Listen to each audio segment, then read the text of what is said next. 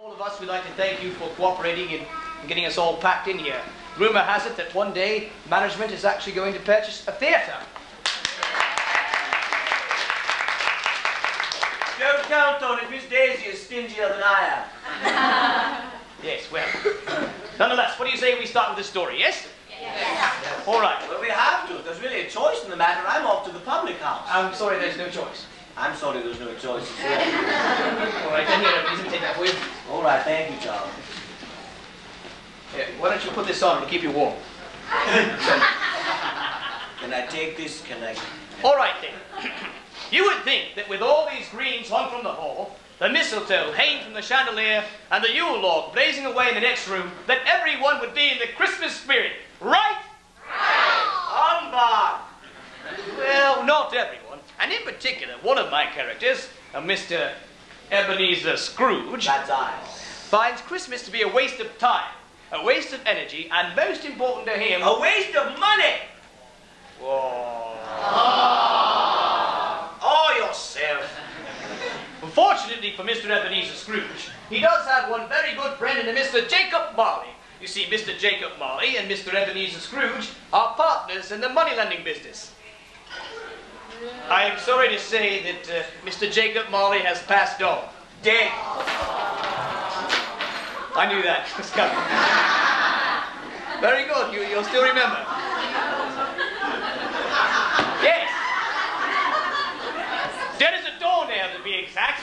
But Jacob Marley has chosen to return from the great beyond to warn Ebenezer not to follow in the same footsteps that he did, but to indeed open his heart to be both kind and charitable to his fellow man, so that he, Ebenezer, would not be forced to carry each of the sins that Jacob Marley is now forced to carry through eternity. Ghosts, said Ebenezer to himself. Ah, I don't believe in ghosts. Ah, No. Come back. It must have been something he ate. Perhaps it was a bit of beef, or mustard. Yeah. Perhaps it was that awful gruel left there on the stove. Yes, that's what it was. Ebenezer resolved that he would go to sleep, but he was restless, and sleep did not come easy. And then Scrooge remembered on a sudden that the ghost had warned him of a visitation when the bell tolled 1.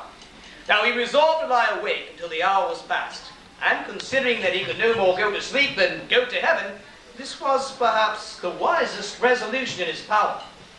While the quarter was so long that he was more than once convinced he must have sunk into a doze unconsciously and missed the clock. At length, it broke upon his listening ear. Ding dong! Quarter past. Ding dong! Half past. Ding dong! Quarter to it. Ding dong! The hour itself. Ha! Nothing else. Ghost. Humbug. Don't believe in ghosts. He spoke before the hour bell sounded, which it now did with a deep, dull, hollow, melancholy 1. Light flashed up in the room upon the instant, and the curtains of his bed were drawn aside. The curtains of his bed were drawn aside, I tell you, by a hand. Not the curtains at his back, nor the curtains at his feet, but those to which his face was addressed.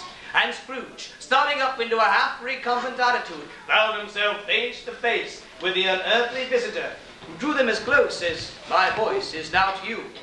It was a strange figure, like a child, yet not so much like a child as like an old man, viewed through some supernatural medium, which gave him the appearance of having receded from the view, and being diminished to a child's proportions.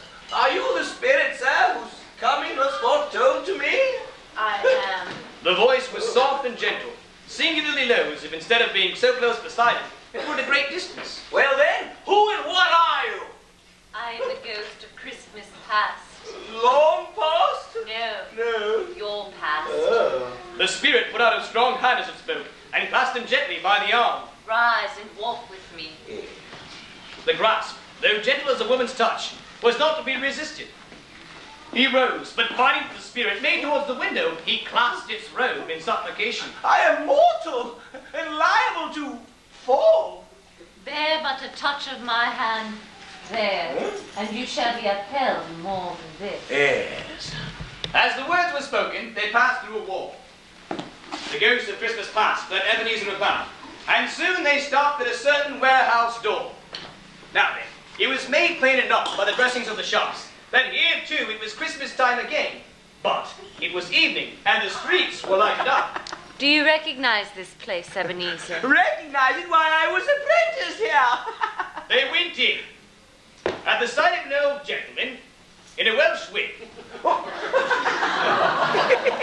sitting behind a high desk that being 2 inches taller, he must have knocked his head against the ceiling. Scrooge cried out in great excitement. Why, it's old Fezziwig, bless his heart. It's old Fezziwig, alive again. Old Fezziwig laid down his pen and looked up at the clock, which now pointed to the hour of 7. He rubbed his hands and adjusted his capacious waistcoat, laughed all over himself.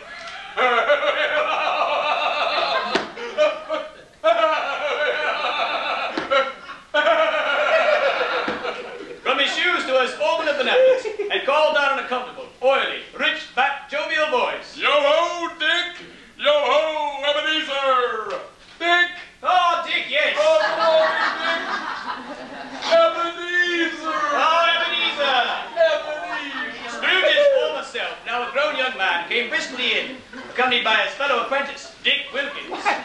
Why, Dick Wilkins, bless me, yes, there he is. Yes, very much attached to me was Dick.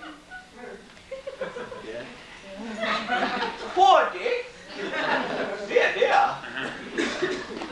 Well, my boys, Dick, it's Christmas Eve. Ebenezer, it's Christmas. Throw up those shutters faster than a man can say Jack Robinson.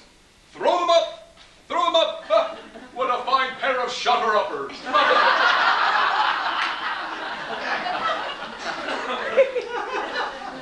Now then, clear away, Fezziwig said at the top of his voice. Clear away, we're going to dance. Now, what we're going to need from you, you've got an office for this, I'm certain, is I need you to take this side of the audience to go this way, and this side to go that way, so we have a nice little aisle down underneath the mistletoe. These are sitting in nice. Don't go anywhere. Well, you go this way, now. That's it, like Moses here. Lovely, lovely. All right? Clear away. Why, there's nothing they wouldn't have cleared away or couldn't have cleared away with old Fezziwig looking on. It was done in a moment. Every movable was packed off as if it were dismissed from public life forevermore.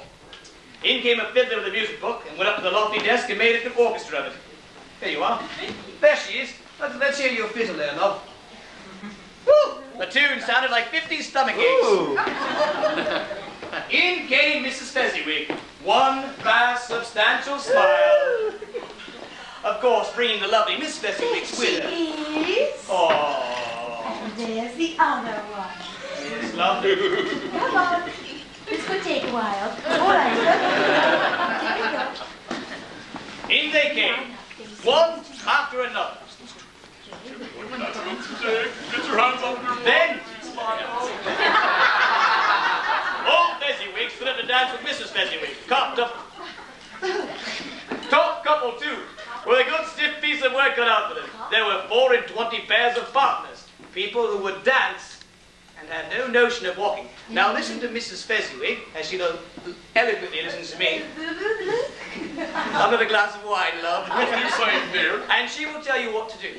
It's very simple. All you have to remember is we always pass right shoulder first and back, and left shoulder to left shoulder second and back. We'll begin the sign, which goes like this.